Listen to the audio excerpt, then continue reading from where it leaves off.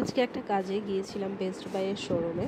গিয়েছিলাম একটা কাজে, কিন্তু কাজ শেষ হওয়ার পর দেখলাম যে আমার অনেকগুলো কাজ হয়ে গেল। তো কি কাজ আসলে আমার হয়ে গেছে সেটা দেখার জন্য ভিডিওটা আপনাদেরকে শেষ পর্যন্ত দেখতে হবে।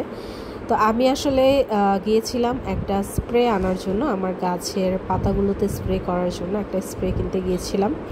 কিন্তু আমি ওখানে স্প্রে কিনতে গিয়ে আরও অনেকগুলো জিনিস আমার চোখে লাগে, যে জিনিসগুলো আমার আসলে দেখে আর এবার অন্তত আর ফিরে আসার মতো আমি মাইন্ড সেট আপ করতে পারি নাই। তার মধ্যে দেখেন এই যে প্লেটটা, এই প্লেটটা অনেকটা একটা অ্যাস্থেটিক ভাইব দেয়।